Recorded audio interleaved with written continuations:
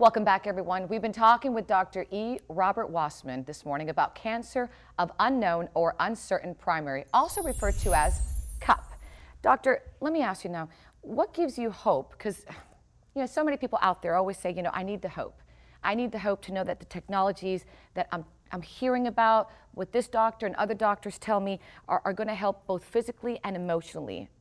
Well, yeah, there's a great deal of hope, and in fact, in the area we're talking about specifically today, in the cancer of unknown primary, the diagnosis of cancer is devastating, and the diagnosis of late-stage cancer with a prognosis that's very poor for any meaningful long-term survival is even more so. And while the doctor's prepared with support systems for patients, things like that, not knowing the answer to the patient's fundamental question is, where did my cancer come from? Exactly. Is very problematic for patients. It's one more thing they don't know in a time of great uncertainty for them.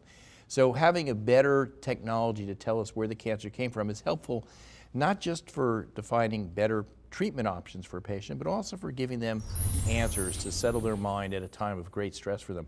And it's also of great help to the family. It can help them define potential risks for themselves for cancer down the road. I want to talk a little bit more about the microRNA diagnostics. Again, I hadn't heard about it. It's something new. I'm sure our viewers as well would like to hear more. Is there a type of cancer that this testing is able to differentiate, let's say, better than other types of cancers?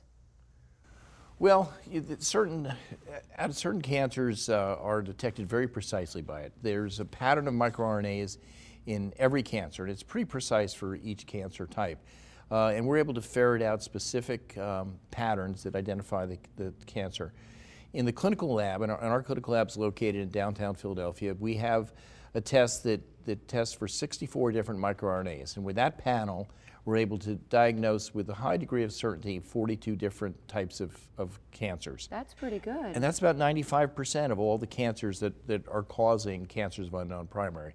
So it gets a significant portion of the cancers that are questionable in the minds of the doctors. And we've always heard that cancer, as we know, does not discriminate. It could happen to anyone at any age, the young, the elderly.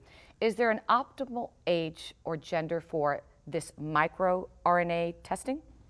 No, not really. It's not specific for an age or a gender, but some of the cancers will present at any age. Not as many in the pediatric age groups that are on the panel we have today.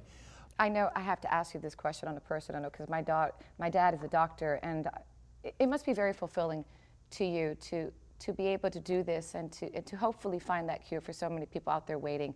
You must be so fulfilled.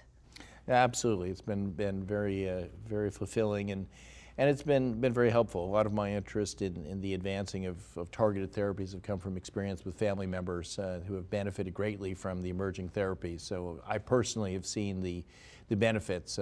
We haven't fixed the problem yet, but the benefits are coming. Thank you so much, Doctor. Thank you. Thank you so much for your time and for what you do. And if you'd like to learn more about microRNA testing, where it is, and perhaps where it's heading, visit mirviewdx.com. That's mirview, followed by the letters dx.com.